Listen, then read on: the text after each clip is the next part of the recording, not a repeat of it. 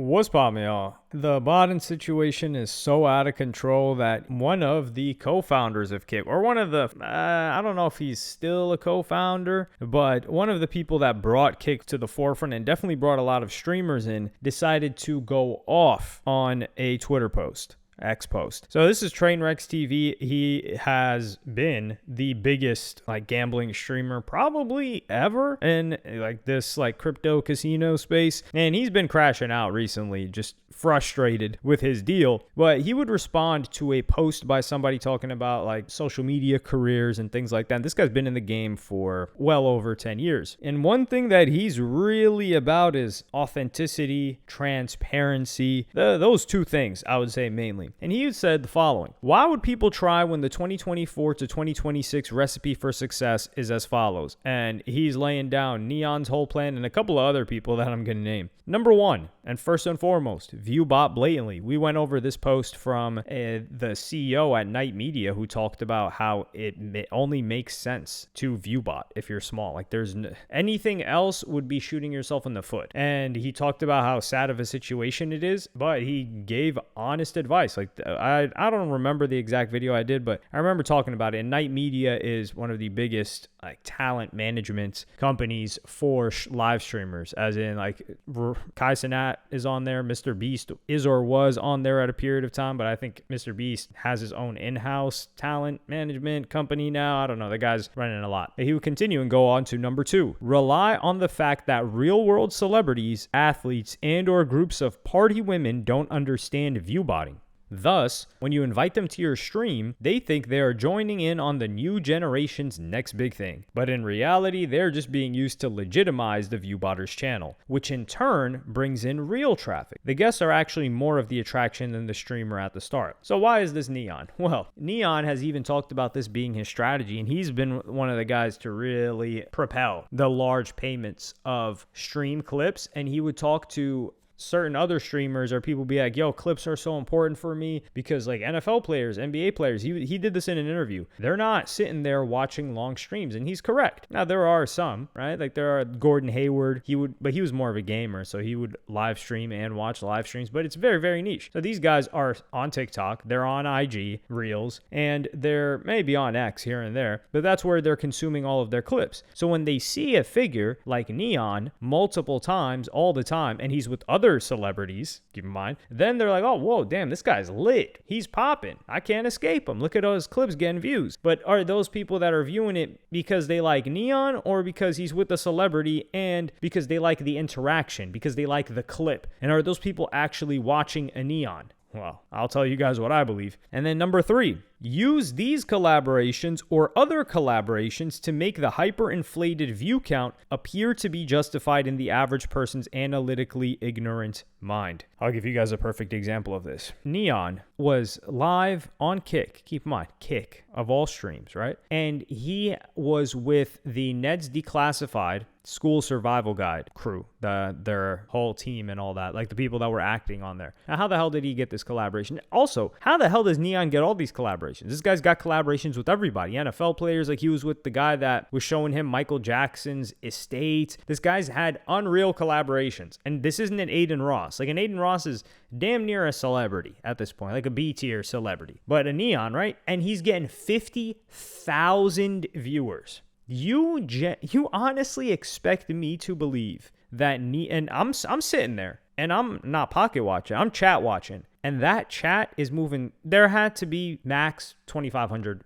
actual people in the entire stream, maybe 150 chatters. The chat's barely moving. I've seen streamers on the same exact platform doing 10,000 and their chat is flying at light speed. So you're telling me 50,000. And this is the thing. The guests, they validate it because people say, well, dude, Ned's Declassified. That was the most poppin' thing ever. And 50,000 views, you're telling me that doesn't make sense? Yes, I'm telling you that doesn't make sense. I'm telling you that's not real. But what is Trainwreck's also telling you? These collaborations are hyperinflated. So he tells those guys yo, we got 50,000 right now. And then that's where we get to step number 4. Pay for clippers, Clippers rely on algorithms and spam posting that can make a 5-viewer streamer look like they are the next viral big thing. And this is what would happen. So what happens after is now all of the clips of Ned's Declassified and N3on start spreading everywhere. Somebody like, I don't really scroll short form, to be honest. I'll see something on X.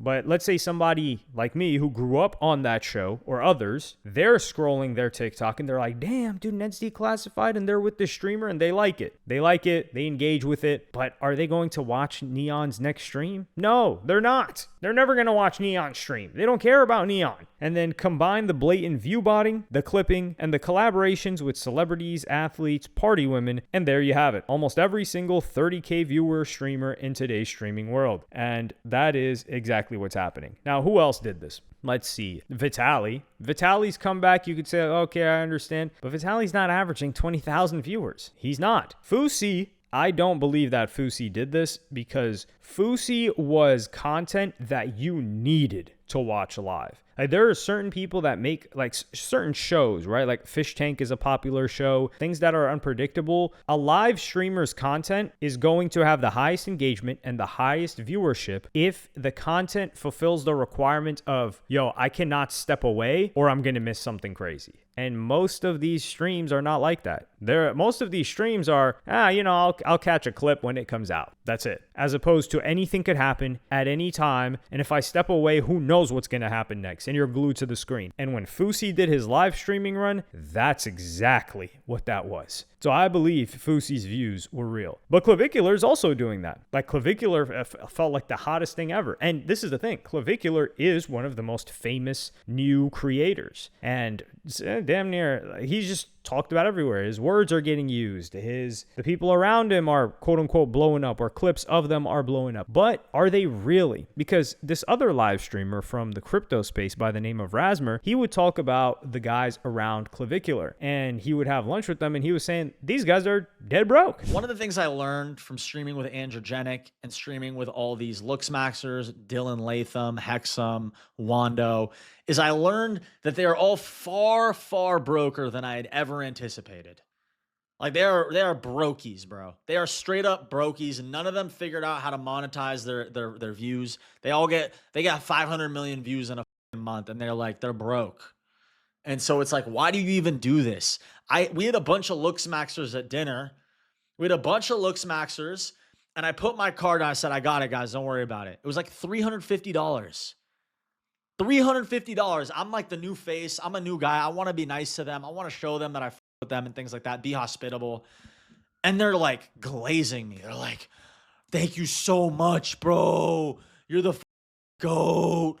Oh my God, bro. I'm sorry I got that steak. Like, I didn't mean to order like one of the more expensive things on the menu. I'm like, dude, I don't give a f. It's $350. You guys all have millions of followers and I'm like a newbie. Like, obviously I got you guys. I'm visiting. And they're just like broke as f. It's insane. These kids are all broke and all they do is views max. And they don't have a single Tav Cooperman. They don't have a single FaZe Banks. They don't have a single Jewish person that is managing them that can figure out how to monetize what they do. So what he's talking about, one of the people that he was with was this guy, Androgenic. The guy, and you've probably seen a clip of this too, maybe multiple times. The guy that just gets his wig snatched. This like giant G.I. Joe, well, the Australian G.I. Joe. It's like 6'7" or 6'5", and then wears some platform boots to grow to 6'7", and he's got a hair transplant. So while the hair transplant's recovering, he's got the wig on. They snatch the wig and this clip goes viral, right? All the time. Viral. This guy doesn't average more than 200 viewers and he's not even botting. So what does that tell you? And this guy's telling you that he's broke too. So all of those hundreds of millions of views that this guy's been getting, because he's been going viral since December, late December, when he was faking or acting out some clips with girls back in Australia where he's from, where he's like, hey, say something mean to me, and then I'm going to say something mean back to you, and then we're going to clip it. And people fell for that. So there you have it. That guy's really popular. And what's so different between that guy and N3on, other than N3on has been doing it for a far longer time? And that's why you get to it and you start thinking, where the hell is the money coming from? And I believe that it's just gambling that's carrying this entire industry. Like his business, quote unquote, N3on's business with Iggy Azalea is this, like they've got their own casino games or like just something like that. That's the only way you're able to afford this. Like N3on does not have enough real viewers to be walking around with multiple security guards, drivers, assistants, playing Clippers hundreds of $1,000s a month and paying a filmer and traveling nonstop and taking care of bills for all of these people. It doesn't make sense. It's more surprising than Steve Will Do It situation. And the whole Steve Will Do It situation, it's just like this like mirage that you see, and you're like, okay, they're supposed to be rich because they're lit, but I just showed you some people that are really lit and really popping, and they're dead broke. So you got to start to gauge it and say, where the hell, how does this even make sense? Look, on the N3on's, it makes sense. He was lit. He had a bunch of views, all that other stuff. He got his gambling deal. He was one of the first people to take the deal. So,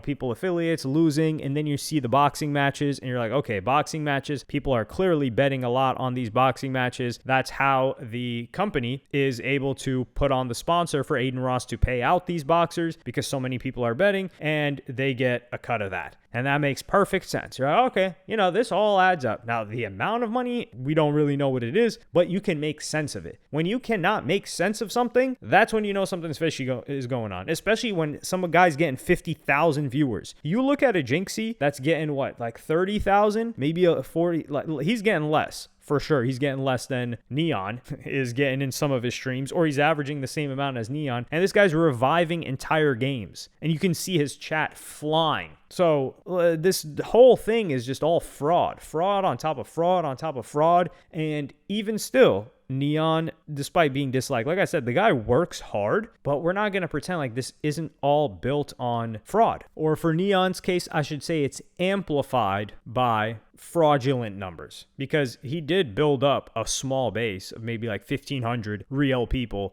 over the 8+ years that he was doing content in the 2K community and with Adin Ross and all of that. But we're not idiots. However, most people are, unfortunately. But the botting, I just think it's egregious. Like N3on should never bot more than, I should never see N3on's viewer count above 12, 13,000. And that's if there's a big event. Like nobody believes these disgusting numbers. Like, should we just start hitting people with 100K now? Like, what's up with that? But yeah, let me know what y'all think in the comments. Like, subscribe, and hit the notification bell if you enjoyed. And I'm going to see you on the next one.